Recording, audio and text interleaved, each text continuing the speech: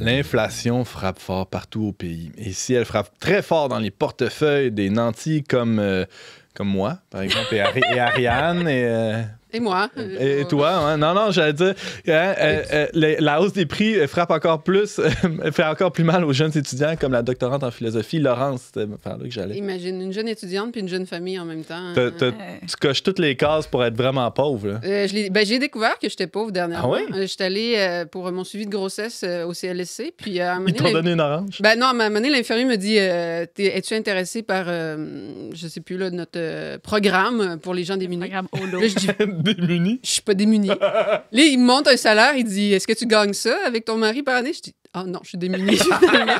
Donc, ça a été un choc qui m'a conduite à m'inscrire à un groupe Facebook qui s'appelle Les Cheap du Québec pour économiser. Donc, il y a toutes sortes de trucs sur ce groupe-là. Puis, maintenant que tu sais que t'es pauvre, tu t'es prise en main. exact. Et là, j'ai eu une illumination, là, une épiphanie, osons le dire.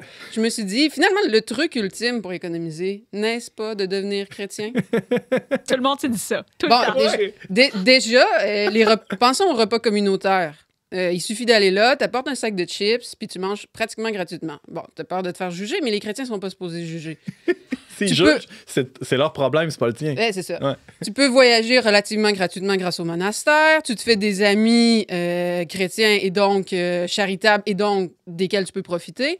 Ensuite, t'as pas honte d'être pauvre parce que si quelqu'un te dit t'es mal habillé, tu te dis je fais comme François d'Assise, pas de problème. Bon, là, il y en a qui vont m'objecter la dîme. Mais la prière, ça résout tout. Donc, quand la personne passe pour la quête, qu'est-ce que tu fais? Tu fermes les yeux, tu joins les mains, tu pries. Puis, c'est un truc vraiment à coup sûr. Là. Vous n'avez pas besoin de payer la dîme à ce moment-là.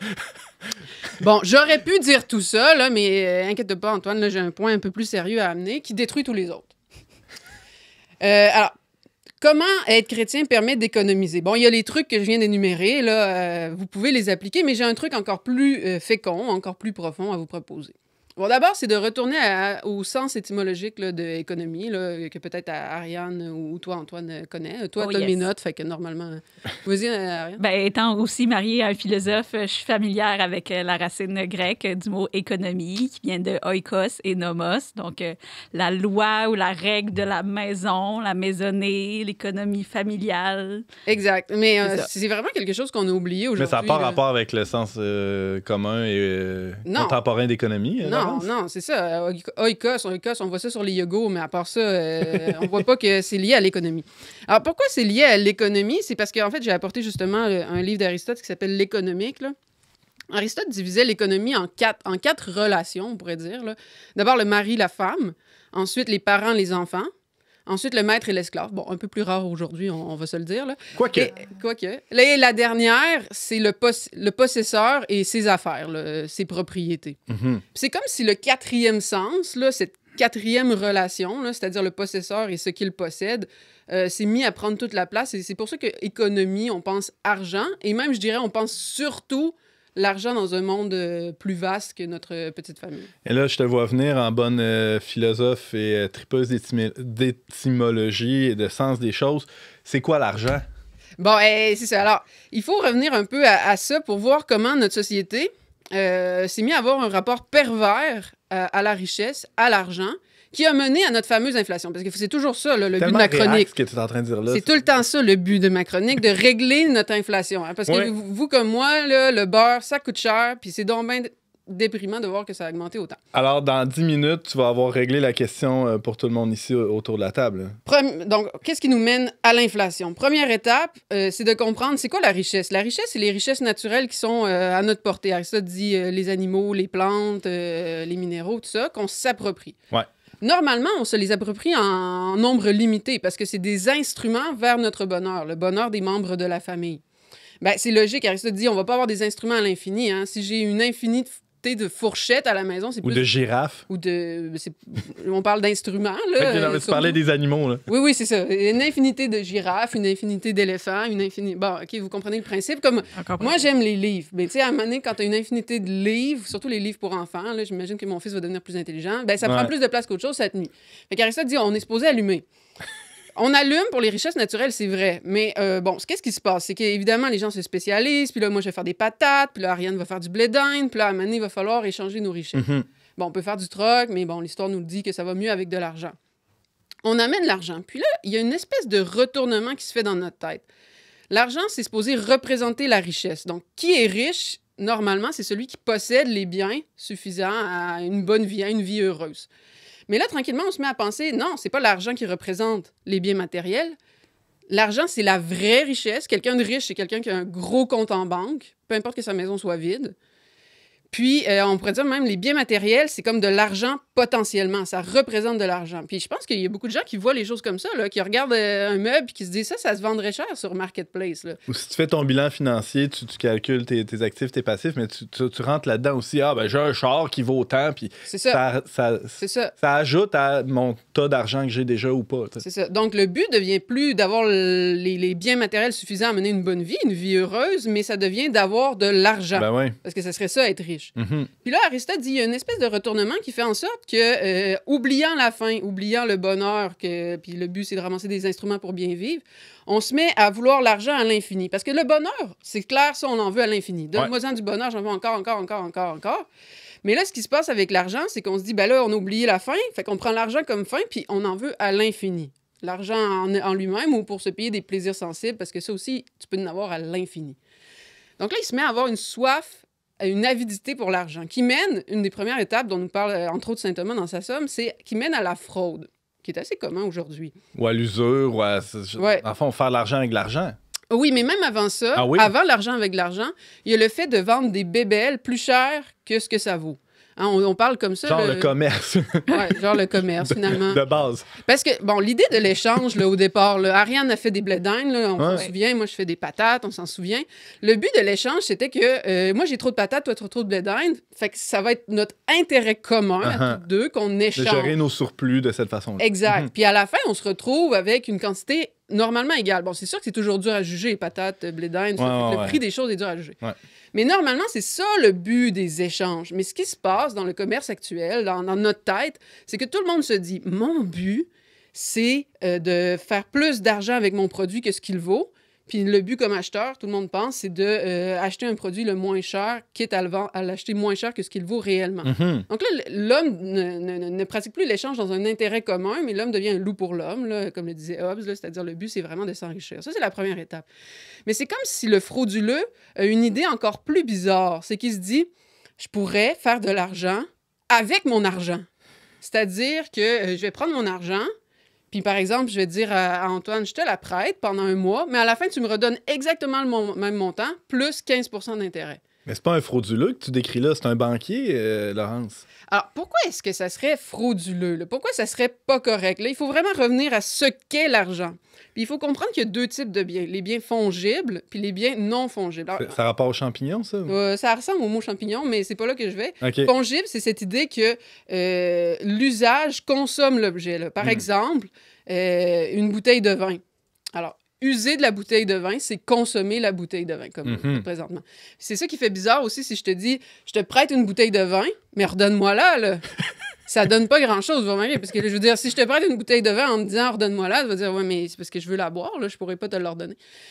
Bon, fait que ça, je la redonne, mais avec des gorgées en plus, vu qu'il y a de l'intérêt, c'est là que je m'en vais, là. C'est-à-dire que... C'est un peu niaiseux. C'est un peu niaiseux. Je veux dire, on peut faire ça avec un bien non fongible, là, c'est-à-dire comme une maison, je peux te louer une maison pendant un mois et te demander un loyer raisonnablement, parce que habiter la maison, c'est pas de détruire la maison. Pas, normalement. Si tu la détruis, tu vas me devoir de l'argent en plus. Ouais. En plus de ça. Fait que, bon, la question, c'est est-ce que je peux prêter de l'argent comme je prêterais une maison? Puis la réponse, c'est non. En fait, l'argent, quand on y pense bien, ça ressemble à une bouteille de vin, ça ressemble à du pain. C'est-à-dire que user de l'argent, c'est la dépenser, c'est la consommer. C'est pour ça que quand on achète, on dit « Ah, l'argent s'envole, je perds de l'argent », des choses comme ça. Là. Et à ce moment-là, c'est aussi absurde de te prêter, par exemple, 100 $ puis de dire « Redonne-moi-là avec 15 $ en plus » que l'exemple que tu as donné tantôt, c'est-à-dire te donner une bouteille de vin en disant « T'es mieux de me la redonner avec encore plus de gorgées dedans ». Puis ça donne une espèce de valeur au temps. Ça aussi, c'est absurde. Le temps qui s'est écoulé entre le prêt et le remboursement aurait une valeur monétaire. En tout cas, il y a quelque chose de peut-être déréglé là-dedans. Il y a toutes sortes de sophismes dans ce monde-là, je dirais, de la finance, là, qui nous fait croire que l'intérêt, c'est légitime. Beaucoup d'homonymie, c'est-à-dire que des fois, on va ne pas distinguer entre cet intérêt-là fraudulé dont je parle versus les dommages, comme si tu avais brisé. J'ai prêté, par exemple, une scie mécanique, tu l'as brisée, tu me dois de l'argent en plus de la scie mécanique, etc. Mais ça, c'est normal. Bon, ben il y a quelque chose de semblable. Les gens vont dire, oui, mais pendant ce mois-là, j'aurais pu faire quelque chose d'autre avec mon argent. Mais oui, mais pourquoi tu me l'as prêté? Tu sais, c'est un peu comme si je te donne une bouteille de vin en disant, tu m'en redonneras une le mois prochain. Puis après, je suis fâchée contre toi parce que je voulais la boire. Ben oui, mais là, je veux dire, prête-moi-la pas. Si, tu sais, dis-moi pas, je te donne la bouteille, puis donne-moi-en une dans un mois si tu voulais l'utiliser. C'est la même chose avec l'argent. Mais là, tout ce que tu viens d'expliquer là, Laurence, c'est fascinant, c'est très intéressant, mais ça n'a aucun rapport avec la livre de beurre qui est plus chère, là. Alors, j'y viens. C'est tout ce mensonge-là qu'on a créé. Vous voyez l'espèce de pensée désordonnée qui s'est créée. La richesse matérielle, c'est pas les biens matériels, mais c'est l'argent. L'argent, je vais en faire à l'infini, quitte à me faire payer pour des choses que je donne pas. Là, on dit ça, c'est du vol, comment ils vendent ça, mais c'est ça. Puis là, tranquillement, on fait de l'argent même avec de l'argent, ce qui est une folie, mais on l'a oublié aujourd'hui. On rentre tout dans ce système-là. On rentre tout dans ce système-là. Mais tranquillement, ce qui se passe, c'est que de plus en plus, il y a de l'argent qui ne représente pas des biens réels. Parce que c'est comme ça que Thomas d'Aquin décrit la chose. Il dit, quand tu fais une fraude, là, quand tu fais payer à quelqu'un une chose plus chère qu'elle ne vaut, ou quand tu fais de l'argent avec de l'argent, tu reçois de l'argent pour quelque chose qui n'existe pas. Donc, il y a plus d'argent que les biens matériels. Et qu'est-ce qui se passe? Ben, l'argent, va falloir à un moment donné la rééquilibrer. C'est comme une solution. Elle est dévaluée. Elle est dévaluée. Donc, là, ta livre de beurre va augmenter de prix. Puis évidemment, dans tout ça, qui paye? Les pauvres, là, évidemment, là, c'est pour ça qu'il y a de plus en plus une disparité entre les pauvres et les riches. Les là, jeunes mères étudiantes. Là, tout le monde est surpris. Voyons, qu'est-ce qui se passe? Comment ça a fait ça? Là? Puis bon, si je peux amener quelque chose de positif, parce que le but, c'est de montrer... S'il te plaît. C'est de montrer que devenir chrétien, ça va vous permettre d'économiser. Oui, c'est vrai, hein?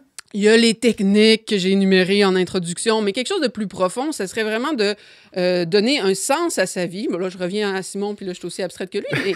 Mais c'est ça pareil. Ça va être... Dans l'Évangile, il nous est dit, tu ne peux pas servir Dieu et l'argent. Puis c'est fascinant que Jésus prenne l'exemple de l'argent et non pas les honneurs ou un autre bien quelconque. C'est qu'à quelque part, ce que décrit Aristote, c'est un coup que tu as oublié, c'est quoi le vrai but de ta vie? Bon, nous, chrétiens, on pense que c'est une relation avec Dieu, mais même un philosophe comme Aristote disait, c'est la contemplation de Dieu.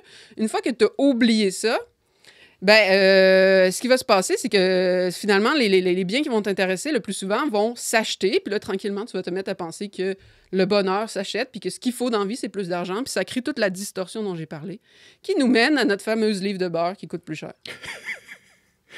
Tu parlais en début de chronique aussi que la définition du mot économie, il y a une hiérarchie dans les termes de cette définition-là. Peut-être de replacer le sens commun là, de l'économie à sa place dans cette liste-là, ça peut être un bon coup de main aussi, non? Oui, c'est clair. C'est déjà de repenser l'économie. Non, c'est le but, c'est pas...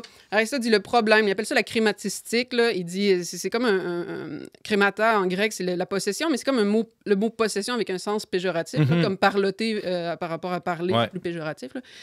Bon, ben, il dit, c'est ça. C'est à ce moment-là, quand tu as oublié vraiment que le but, c'est que d'avoir une bonne relation, c'est ça, mari-femme avec les enfants, etc., puis que l'administration de tes affaires, là, ça arrive juste à la fin. Là, c'est la dernière étape, la dernière relation dans ta famille, puis vraiment comme un moyen. Et c'est au service des autres, des autres éléments. Exact. Un coup que tu as oublié ça, je pense que c'est là qu'il se met à avoir tous les mensonges, là, parce que c'est carrément des mensonges, des sophismes. Là. Je pourrais en détailler toutes sortes, là, sur le mot profit, sur le mot intérêt, sur le temps que tu évoquais, comme si le temps changeait quelque chose à l'argent que je t'ai prêté, des choses comme ça.